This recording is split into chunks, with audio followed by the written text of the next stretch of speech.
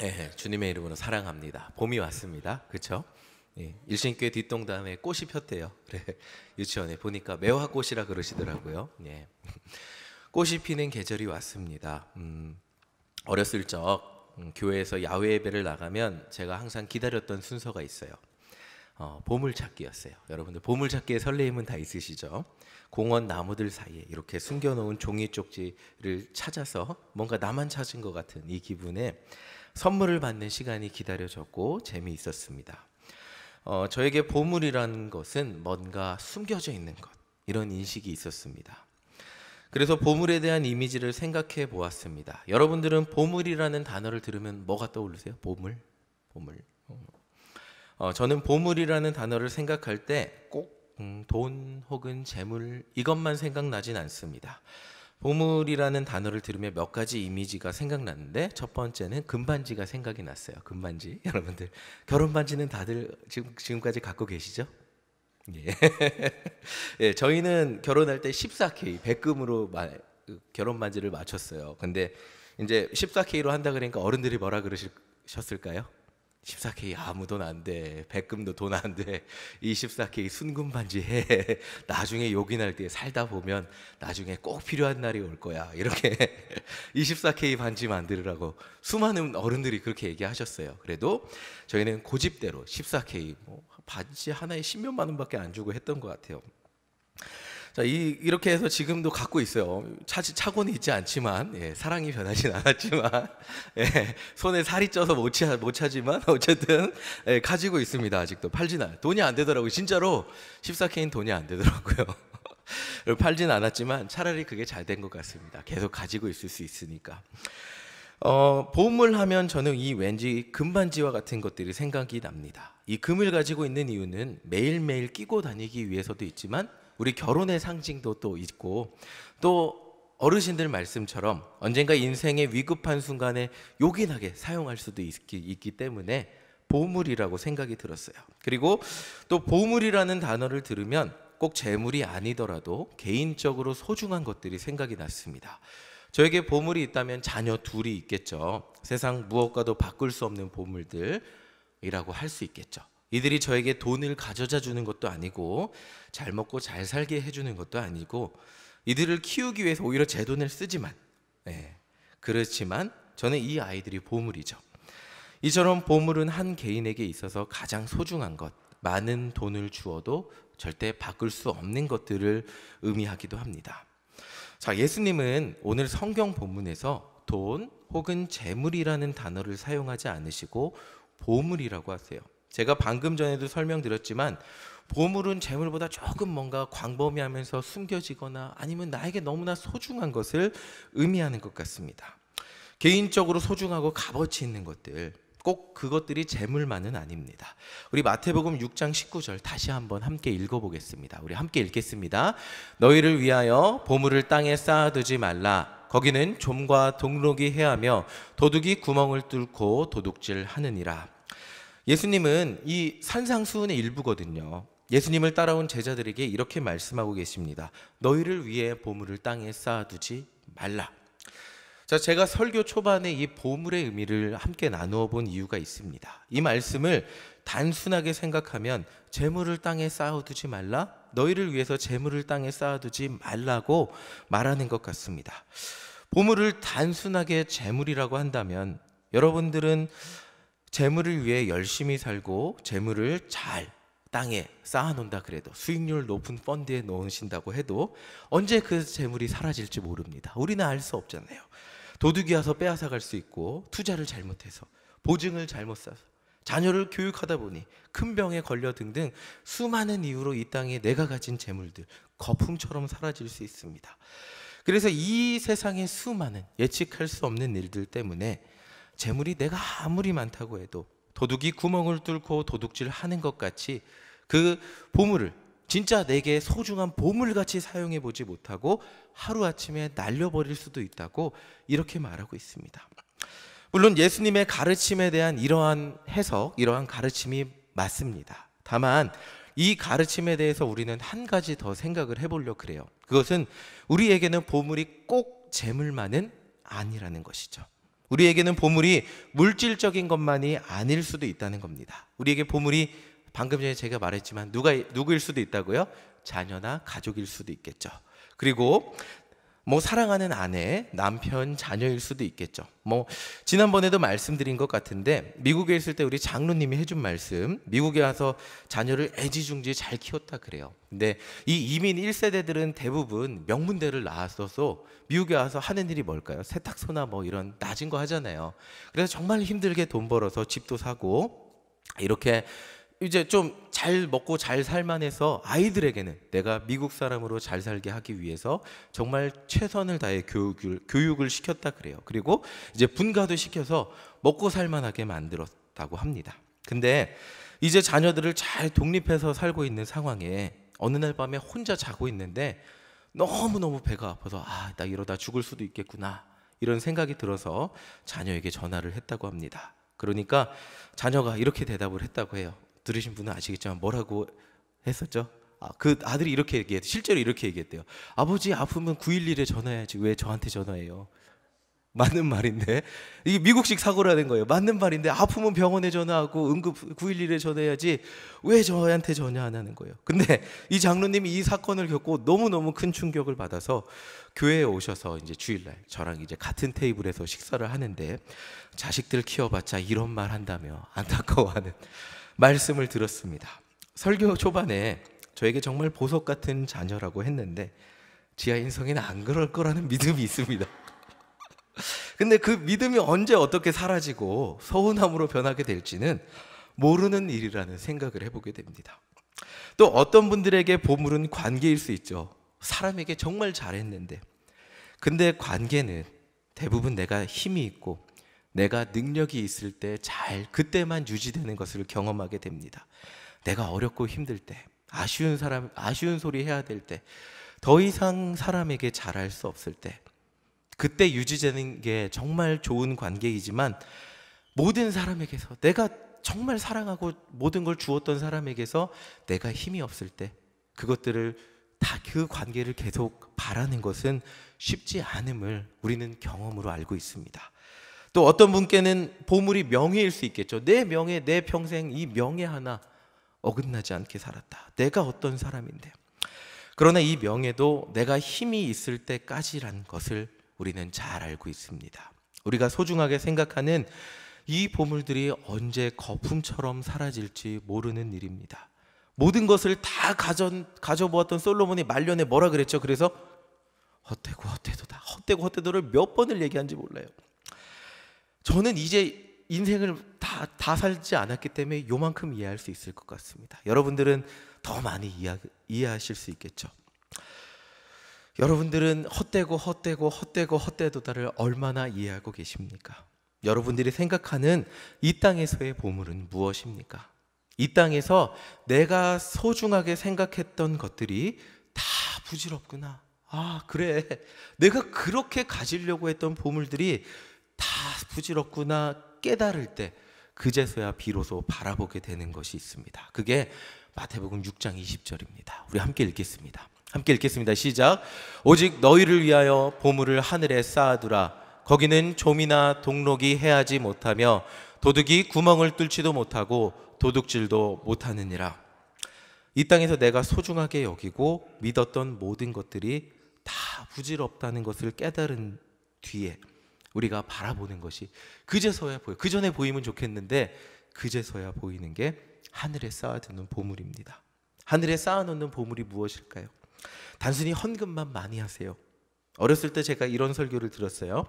세상 재물 모아놓고 쌓아놓아봤자 천국에 들고 가지 못하니까 하나님의 일을 위해서 선하게 사용하십시오. 하나님 앞에 헌금도 많이 하고 재물이 필요한 곳에 나누면서 살아야 합니다 라는 설교를 들었습니다.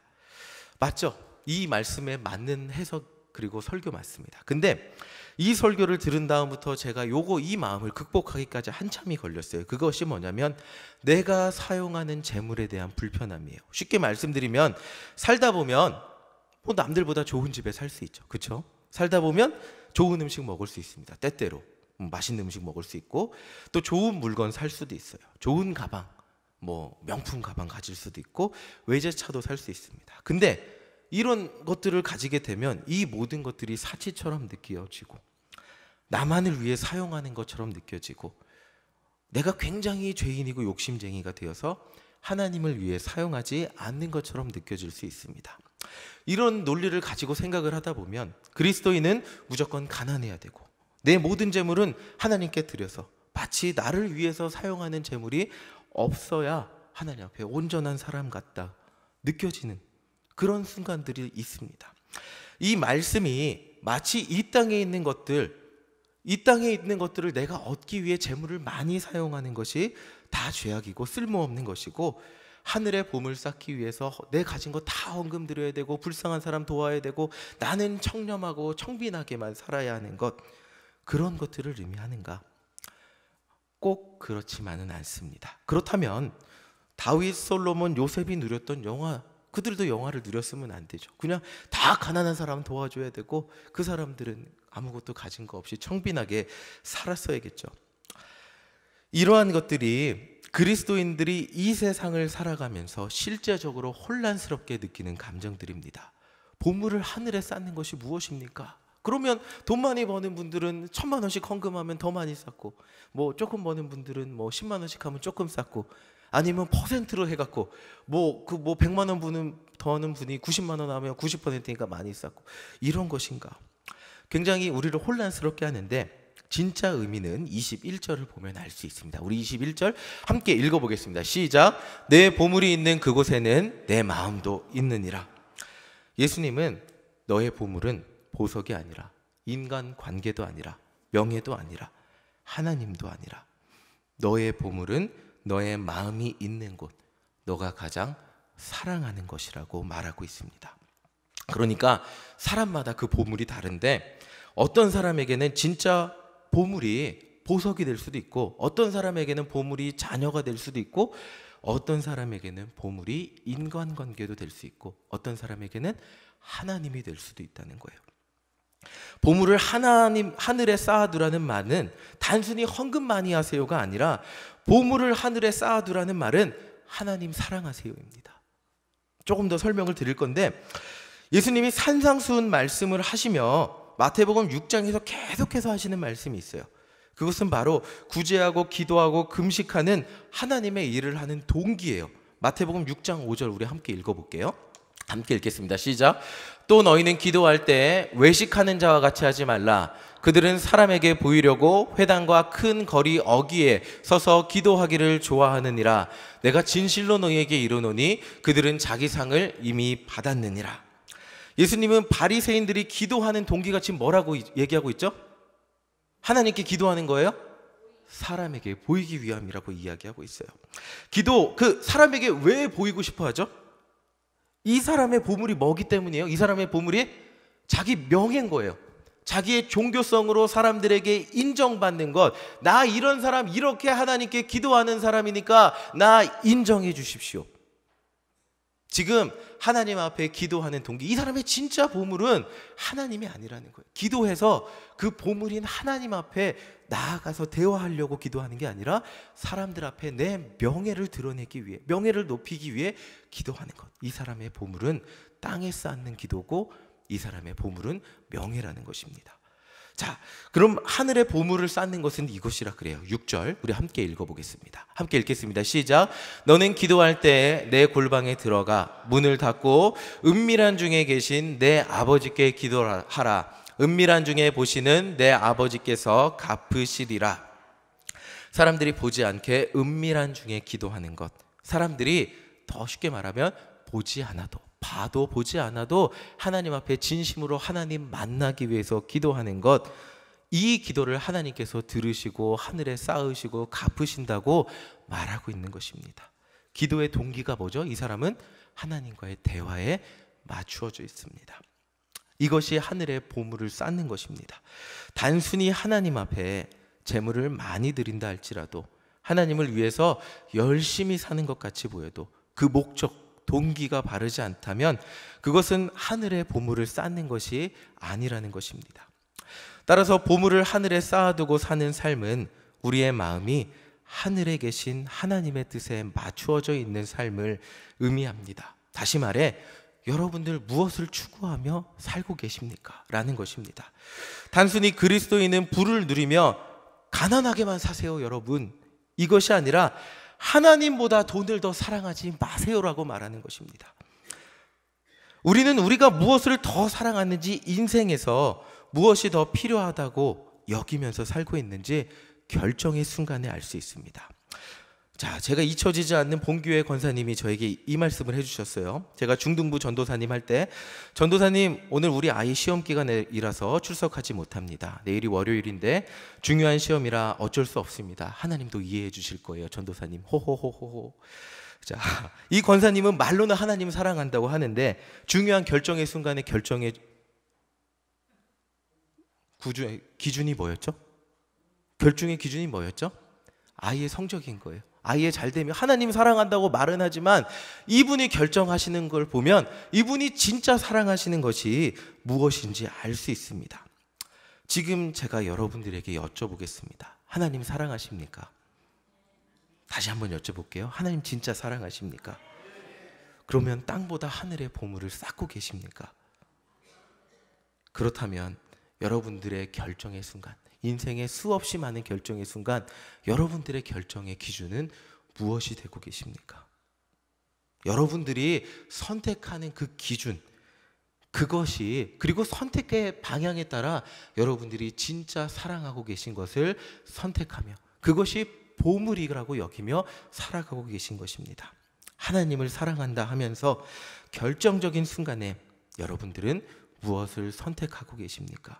여기 계신 저와 여러분들은 언제나 하나님의 뜻을 선택하고 싶지만 삶은 매뉴얼처럼, 교과서처럼 쉽진 않습니다.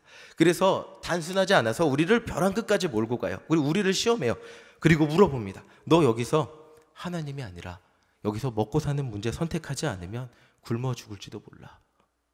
너 여기서 하나님 뜻 선택하면 누가 먹여 살려줘? 아니야. 야, 지금은 어쩔 수 없어. 먹고 사는 거 선택해야 돼. 라고 우리를 끝까지 몰고 갑니다. 남들 자녀들 다 주일날 공부시키는데 너만 교회에 너만 교회에 출석시키면 네 아이 대학 못 갈 수도 있어. 지금 모의고사 본 거 봐봐. 어떡할래? 끝까지 우리를 밀어붙입니다. 밀어붙여요. 그때 우리를 고민하게 하고, 이게 우리가 말로 할 땐 쉬워요. 하나님 사랑하고 난 언제나 하나님 뜻을 선택하며 살겠습니다 라고 하는데 우리 삶의 환경과 삶의 순간이 그렇게 되지 않습니다. 우리를 벼랑 끝까지 몰고 가서 진짜 하나님 사랑하냐 라고 물어보는데 그 순간 하나님 이번만은 어쩔 수 없잖아요 라는 대답으로 그렇게 살아가는 순간들이 우리는 너무나 많이 있습니다. 제가 먹고 사는 문제 때문에 한 감리사님과 상담을 한 적이 있습니다. 일을 해야 되니까, 주일날 자꾸 일해달라 그러니까. 근데 이 감리사님도 일을 했다고 합니다. 처음에 미국에 와서. 그래서 음식점에 취직해서 서빙을 하는데 하다 보니까 술도 서빙해야 되고, 목사가 와인도 들고 가고 비어도 들고 가고 이래서 정말 고민이 많으셨다고 합니다. 내가 목사인데 술 서빙하며 살아야 되나. 관두려고 보니 뒤돌아보니 누가 보이죠? 남 있고 미국 따라온 가족들이 보이잖아요. 자녀들. 내가 목사인데 그래도 음식점이라고 얘기하면 교인들이 모르지 않을까. 고민이 많았다고 합니다. 근데 기도하다 보니까 견딜 수 없는 괴로움이 있어서 그날 찾아가서 사장님 그만하겠습니다. 그리고 나오는데 내 가족, 하나님 내 가족 어떻게 해요? 기도하며 나오셨다고 합니다.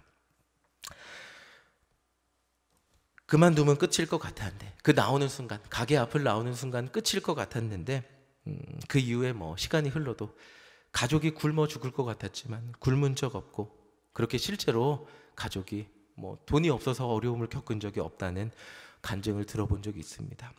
자신과 가족은 굶어 본 적 없고 어려움 중에도 포기하지 않고 교회를 섬겨서 그래도 감리사까지 할 수 있었다는 간증을 들었습니다. 제가 이 설교를 하며 모든 분들에게 여러분들 극단적으로 내일 다 하나님의 일에 부딪히는 거 관두시고 하나님만 섬기세요 라고 말하는 것은 아닙니다. 다만 인생의 선택의 순간에 여러분들의 선택의 기준은 무엇이냐고 여쭤보고 있는 것입니다. 제가 목사님 이거 쓰고 보니까 좀 그런데 목사님 보면서 배우는 게 있어요. 네, 목사님은 식당이 2개밖에 없으신 것 같아요. 네, 샬롬 식당하고 소고산 제일로. 예. 오늘은 핸드폰에 소고산 제일로 메뉴판이 있더라고요. 그러면서 제가 정말 마음속에 오늘 느낀 것이 많았습니다. 저도 목사님 따라서 어떤 때는 속옷은 제일로 일주일에 3번 간 적도 있어요.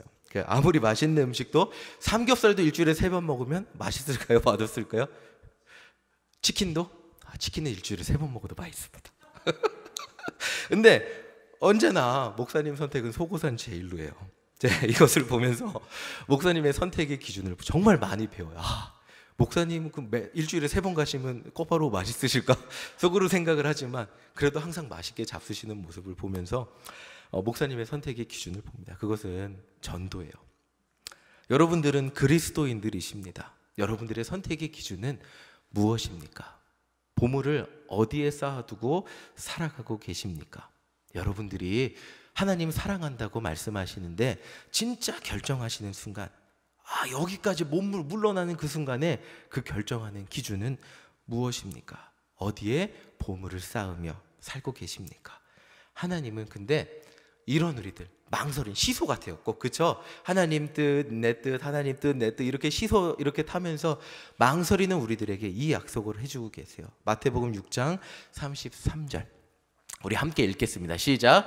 그런즉 너희는 먼저 그의 나라와 그의 의를 구하라. 그리하면 이 모든 것을 너희에게 더하시리라. 하나님의 뜻을 위해 하늘의 보화를 쌓으며 사는 저와 여러분들 되시기를 간절히 소망합니다. 기준이 하나님, 하늘이 될 때 그때 다시 말씀 보여주세요. 자, 뭐라고요? 이 모든 것을 너희에게 더하시리라 라고 약속하고 계세요. 하나님은 하늘의 뜻만 따라가서 굶어 죽으라고 하지 않으세요. 하늘의 뜻 따를 때 그래, 너가 이 땅에 살 때 필요한 모든 것 내가 책임져 줄게, 걱정하지 마 라고 말씀하시는 분이 하나님이세요. 하나님께 모든 것을 맡기시고, 그리고 여러분들의 결정의 기준이 하나님의 뜻, 이것을 가지고 결정하셨을 때 그 다음에 이루어지는 하나님의 역사를 간증하는, 안 될 것 같았는데 됐어요 라고 간증하는 저와 여러분들 되시기를 간절히 소망합니다. 우리 시간 함께 기도하겠습니다.